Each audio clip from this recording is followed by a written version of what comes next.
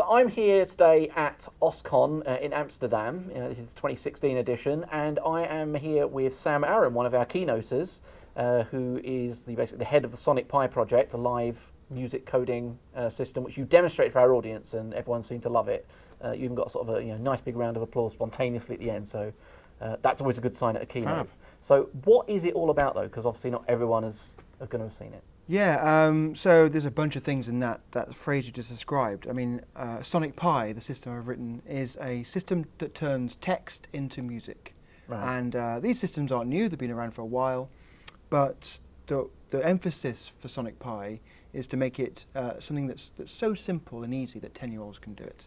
Yeah. And so I've been using this system in schools in the UK to teach kids how to code, and also to create a new kind of musical experience, so treating this system as a musical instrument. So 10-year-olds really are using it? Absolutely, yeah. Have you actually gone any lower than that? Yes, 6-year-olds can. I mean, if you can read and Yeah. write, then you're fine, right? As long as you can type and see mistakes on the screen, then yeah. Then So you can. it's actually based around a programming language. It's not just like raw text as such. It's text that's done in a absolutely. programming type layout. Which So the computer has to be able to understand the commands that you want it to do, musical commands, in some sort of way. And so yes, I'm just using the Ruby programming language as a way to make that easier for me as a programmer. Yeah. So you can take Ruby and you can treat it like clay, and you can morph it into something that you want. So I've taken the language and morphed it into a live coding system. Yeah, so we've seen things like processing, for example, that do the same thing, like in the visual realm. This is a similar idea in the musical realm. Yeah. But I guess like in the same way that processing is aiming to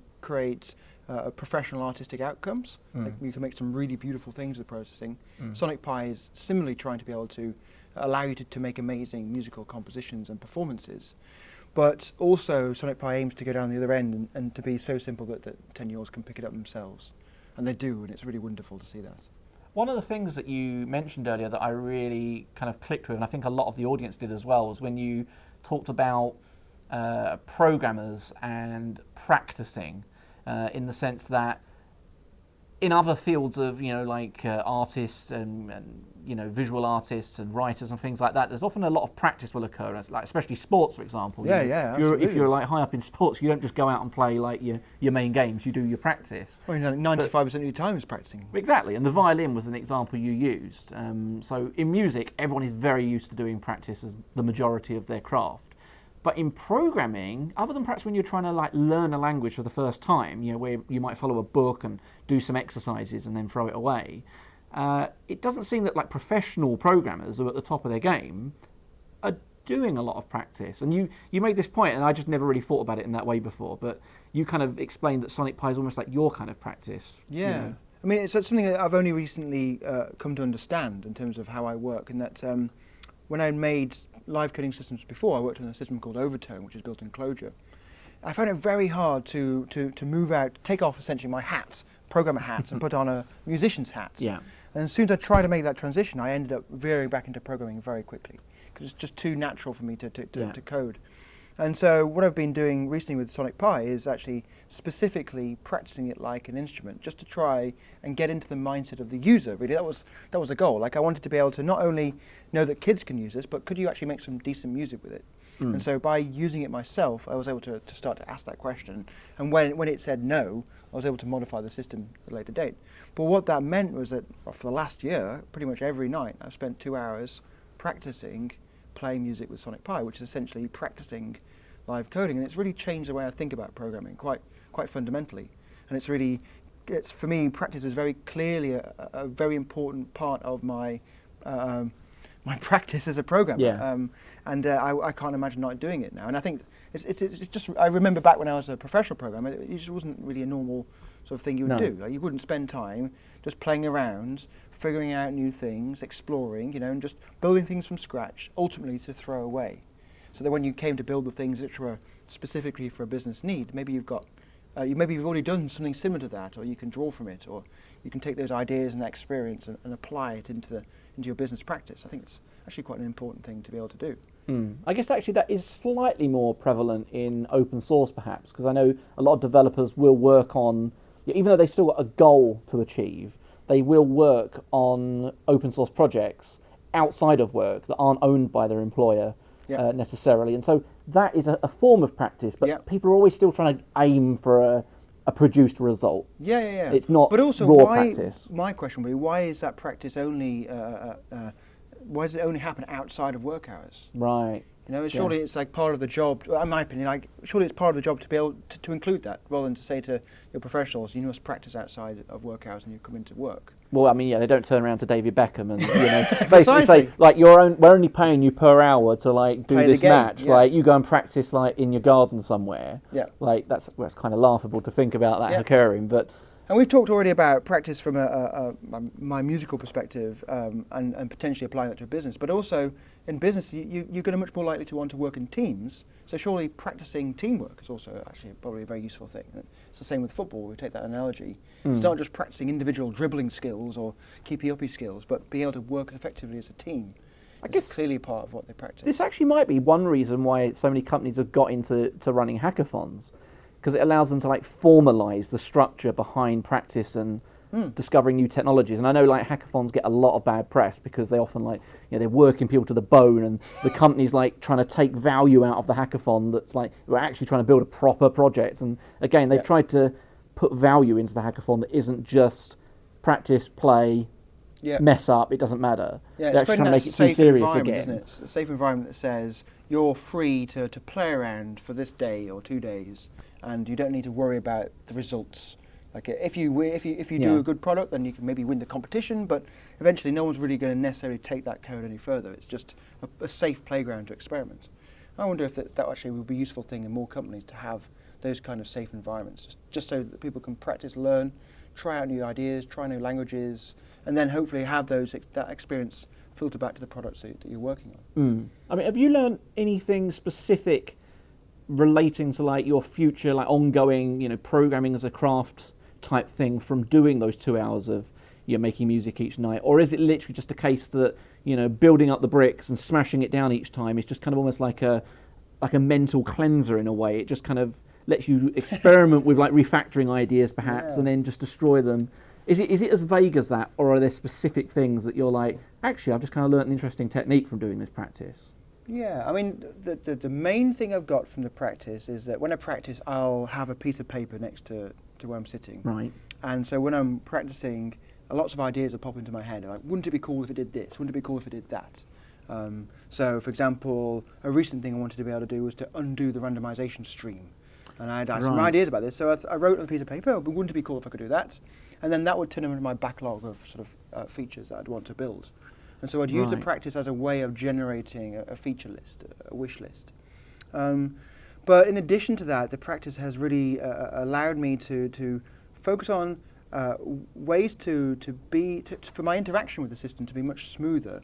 And what that's allowed me to do is to teach and to demonstrate the system with much more effect. So if you ever go and watch a talk where someone's doing some live coding, odds on it's going to be a bit difficult to watch, and they've got pauses and it's not quite working well. And what tends to happen is that people haven't realized that to deliver a good live coding session in a presentation, you need to practice it a lot.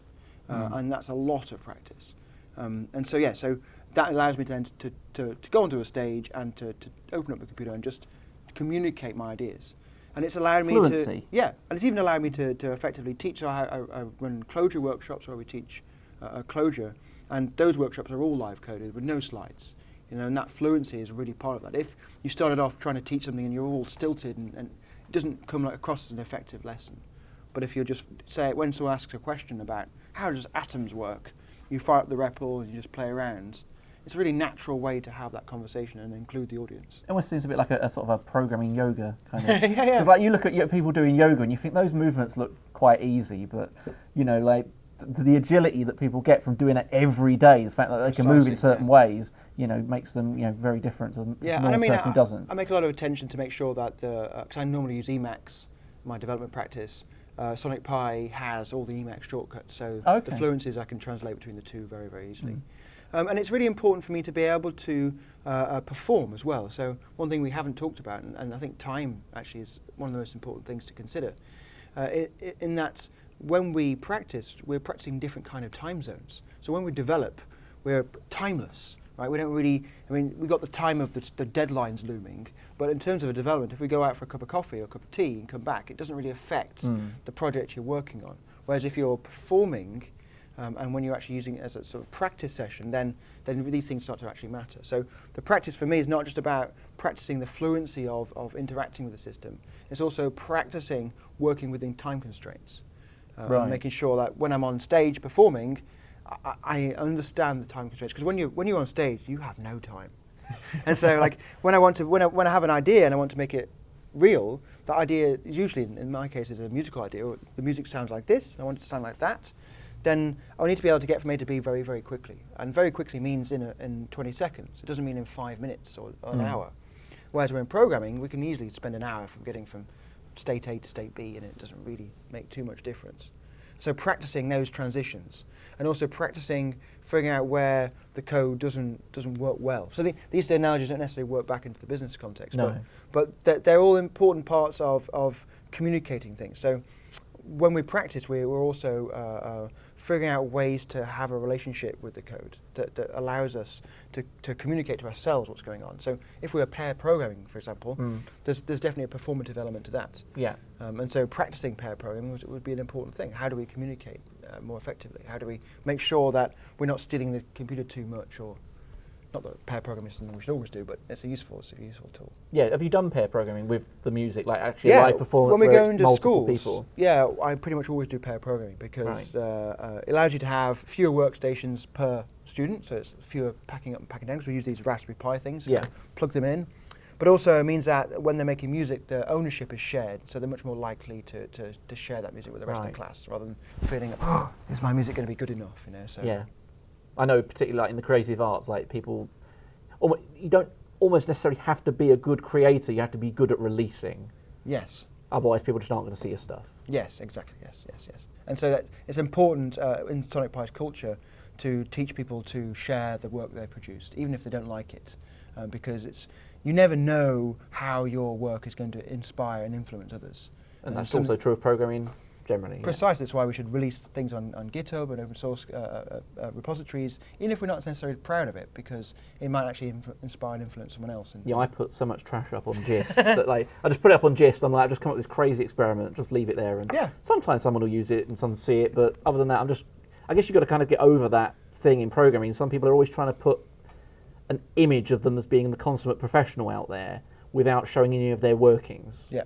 And maybe that's the core message of this, is that we need to get beyond that, and that people who are perhaps really good programmers are going to have messy outcomes to some of their experiments. Yes, exactly. I mean, and pretty much all their experiments, surely, right?